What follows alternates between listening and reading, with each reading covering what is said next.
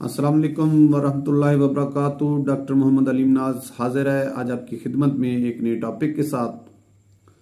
दोस्तों, आज का जो टॉपिक है वो आर्थराइटिस है। आज मैं आपको आर्थराइटिस के मुतल्लिक तफसीलन बताऊंगा कि ये मर्ज़ है क्या, इसकी अलामात क्या हैं, ये होता क्यों है और इससे बचाव किस तरह मुमकिन है और इसका इलाज क्या है। इस मर्ज़ का इलाज मैं आपको इस वीडियो के आखिर पर बताऊंगा। उम्मीद करता हूं कि आप मेरी इस वीडियो को आखिर तक देखेंगे और देखने के बाद इसे लाइक करेंगे और मेरे चैनल को सब्सक्राइब करेंगे। चलते हैं आज के टॉपिक की तरफ। दोस्तों, आर्थराइटिस यानी जॉइंट्स में दर्द होना, जोड़ों में दर्द होना, सोजिश होना, सूजन होना, रेडनेस होना, ये आर्थराइटिस कहलाती है। वैसे तो आर्थराइटिस की बहुत सी किस्में हैं, लेकिन जो कॉमन किस्में हैं वो तीन हैं। वो तीन किस्में ये हैं।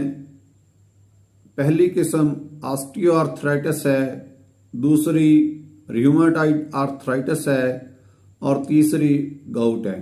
दोस्तों, अब मैं आपको इनके मुतल्लिक अलग-अलग तफसीलन बताता हूँ। ऑस्टियोआर्थराइटिस जो है ये उन अफराद को होती है जिनकी उम्र 45 साल से ऊपर है, या फिर जो लोग मोटे हैं, वजन ज़्यादा है, उन्हें ये मर्ज़ होता है, या फिर वो स्पोर्ट्समैन जो जॉगिंग करते हैं या साइकिलिंग करते हैं, उन्हें ये मर्ज़ हो सकता है।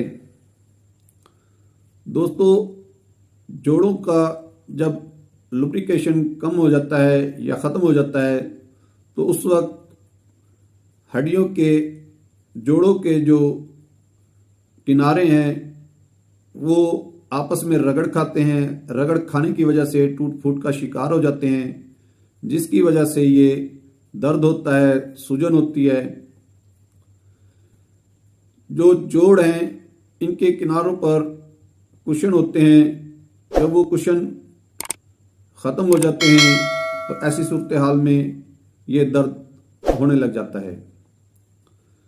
मरीज़ को चलने फिरने में दुश्वारी होती है, बैठने उठने में दुश्वारी होती है। ये दर्द ज़्यादातर एल्बो और घुटने के दर्द और टखने के दर्द में होता है, या फिर जो मोटे अफराद हैं उनकी हिप्स के जॉइंट्स में दर्द होता है। दूसरी किस्म जो है वो रियूमेटॉइड आर्थराइटिस है। ये कुव्वत मुदाफ़ियत के कम होने की वजह से होता है। इसकी भी ऑस्टियोआर्थराइटिस से मिलती जुलती अलामात हैं, वजूहात हैं, लेकिन ऑस्टियोआर्थराइटिस और रियूमेटॉइड आर्थराइटिस में फ़र्क करने के लिए एक ब्लड टेस्ट होता है जिसे आर फैक्टर कहते हैं, वो करवाया जाता है। इसके साथ एक्सरे या फिर MRI करवाई जाती है, CT स्कैन करवाई जाती है, जिससे ऑस्टियोआर्थराइटिस और रियूमेटॉइड आर्थराइटिस के बिटवीन फ़र्क का पता चल जाता है। ऐसी सूरत हाल में फिर इस मर्ज़ का उसी हिसाब से इलाज किया जाता है।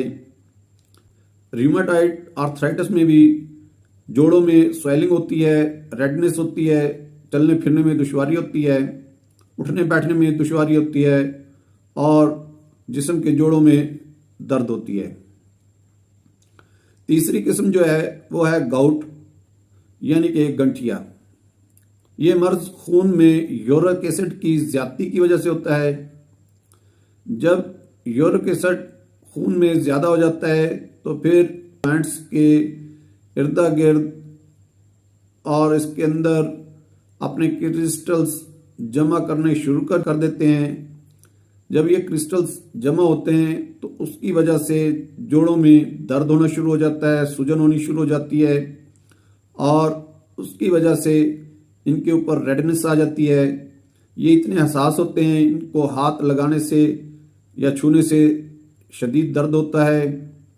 और इसके साथ बाज़ लोगों को जो क्रॉनिक किस्म में लोगों की जो जॉइंट्स हैं, उंगलियां हैं या जोड़ हैं, वो टेढ़े हो जाते हैं, मुड़ जाते हैं, ये इसकी इंतहाई किस्म होती है। गठिया में यूरिक एसिड की मिकदार मालूम करने के लिए टेस्ट करवाया जाता है ताकि पता चले खून में कितनी इसकी मिकदार है। यूरिक एसिड को चेक करने के बाद की जितनी मिकदार हो उसके मुताबिक इसका इलाज किया जाता है। अब मैं आपको इससे बचाव के तरीके बताता हूँ। इससे बचाव के लिए ज़रूरी है कि अगर किसी का वज़न ज़्यादा है तो वज़न को कम किया जाए और नमक कम से कम इस्तेमाल किया जाए और इसके साथ गोश्त का इस्तेमाल कम किया जाए या मुनक़ता कर दिया जाए। चावल का इस्तेमाल तर्क कर दिया जाए। ये चीज़ें यूरिक एसिड को बढ़ाती हैं और जोड़ों के दर्द में ये नुमाया किरदार अदा करती हैं। अब मैं आपको इस मर्ज़ का इलाज बताता हूँ। होम्योपैथिक एक बेहतरीन तरीका इलाज है। आर्निका 30 में इस्तेमाल कराई जाती है, ब्रायोनिया 30 में इस्तेमाल कराई जाती है, काल्चिकम ये भी 30 में इस्तेमाल कराई जाती है, रिस्टाक्स 200 या 30 में इस्तेमाल कराई जाती है, आर्टिका यूरन्स ये भी 30 में इस्तेमाल कराई जाती है। इसके अलावा दीगर अद्वियात जो आप स्क्रीन पर देख रहे हैं अलामात के तहत इस्तेमाल कराई जाती हैं।